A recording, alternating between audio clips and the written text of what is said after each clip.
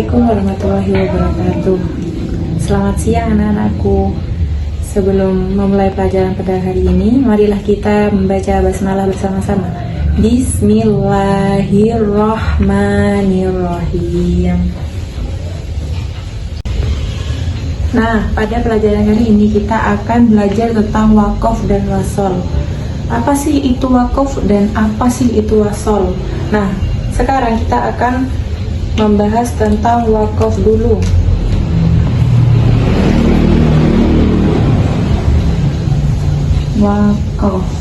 Wakaf itu artinya adalah berhenti. Nah, di situ ada yang mengartikan juga sebagai memberhentikan bacaan Al-Quran untuk mengambil nafas sejenak atau langsung memberhentikan bacaan. Sudah paham ya? Wakaf itu artinya berhenti. Nah, di sini ada dua macam wakaf.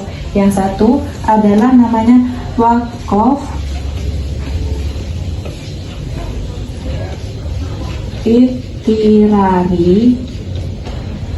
Apa sih itu wakaf ikhtirari? Yaitu menghentikan bacaan pada ayat yang belum sempurna. Nah, dan yang kedua ada namanya wakaf ikhtiari.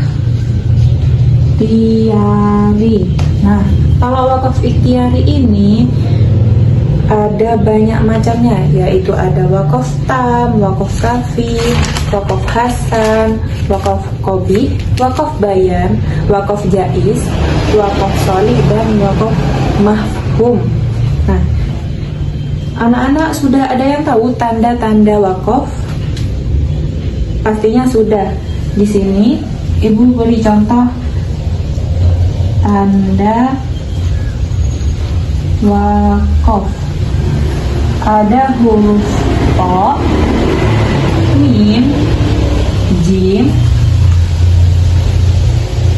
sodai, kofa, zai, sod, kof, kaf, dan lam alif. Nah, di sini ini ada namanya satu-satu, ya ini wakaf mutlak, wakaf lazim, wakaf jaiz, wakaf waslu, wakaf mustahab, wakfu ula, wakaf mujayyaz. Di sini wakaf mujayyaz ya yang selesai, wakaf muharrash, wakaf qobi, wakaf mutabikun, dan wakaf qaflu. Nah, di balik bukunya juga ada yang namanya wakaf mu'anakoh.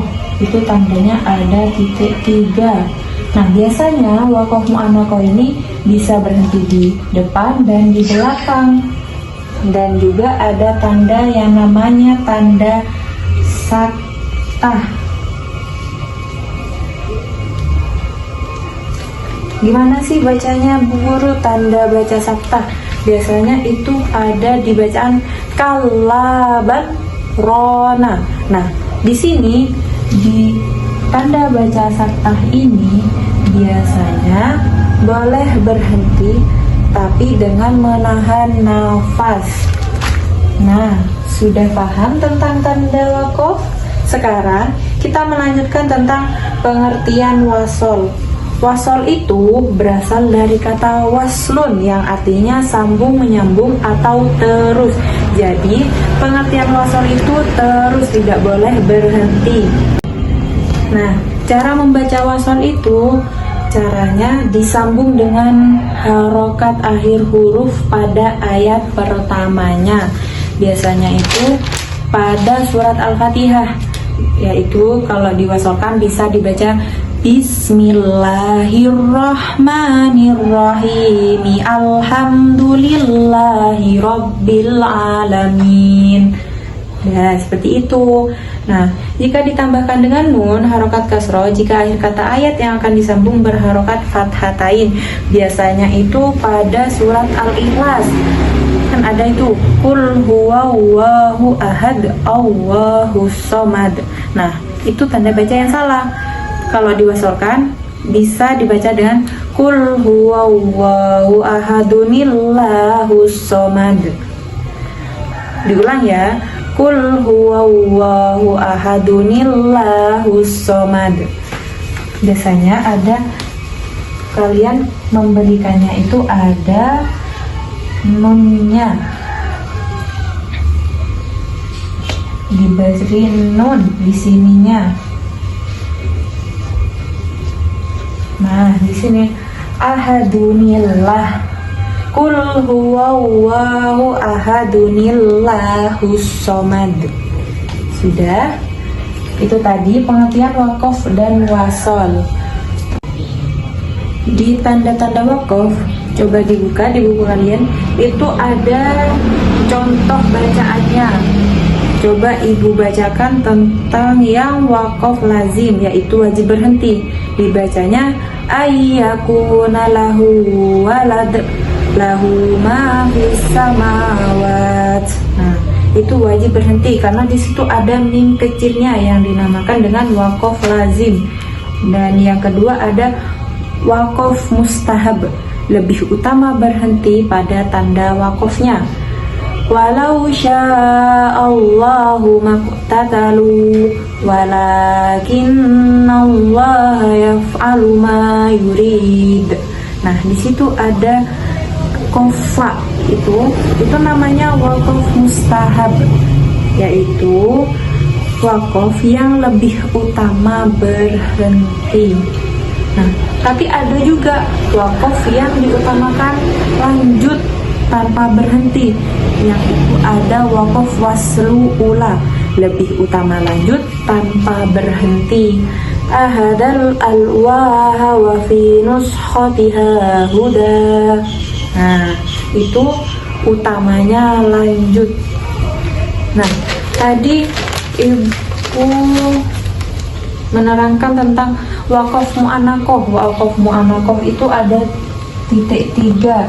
Jadi di depan ada titik 3 dan di belakang ada titik 3. Kan berhentinya di salah satunya. Kita coba berhenti di depan. Dzalikal kitabul la raib fihi hudal lil muttaqin. Nah, itu jika berhentinya di depan. Kalau berhentinya di belakang, dzalikal kitabul la raiba fihi hudal lil muttaqin. Nah, itu wajib berhenti di salah satunya, di depan atau di belakang. Tapi lebih baiknya di belakang atau lebih utamanya di belakang. Sudah, jika ada pertanyaan silakan ditanyakan. Mungkin ada yang bertanya, kenapa sih kita harus belajar ilmu tajwid untuk membaca Al-Quran? Nah, di situ diadakannya ilmu tajwid agar kita itu membacanya secara benar, secara tepat. Nah, karena kalau kita tidak mengikuti ilmu tajwid, cara membacanya tidak mengikuti ilmu tajwid, tergesa-gesa, terburu-buru, apa yang akan terjadi? Terjemahnya itu morat-marit. Tahu morat-marit? Morat-marit itu berantakan. Nanti kita bisa mengubah terjemahnya kalau tidak menggunakan ilmu tajwid. Nah, cara yang betul itu bagaimana? Caranya kita belajar ilmu tajwid dari idha, dari ikhfa, dan sekarang kita ini sudah memasuki tanda waqaf. Dan ketika kita membaca Al-Quran, kita tidak boleh tergesa-gesa, harus berhati-hati, pelan-pelan, ya. Sudah, itu saja pelajaran dari Ibu pada siang hari ini. Bersama-sama membaca surat Al-Asr dan Hamdalah. Bismillahirrahmanirrahim. Wal asri innal insana lafi husrin illal ladzina amanu wa amilus solihati wa tawasaw bil haqqi wa tawasaw bis sabr. Walhamdulillahi rabbil alamin. Sudah. Wassalamualaikum warahmatullahi wabarakatuh.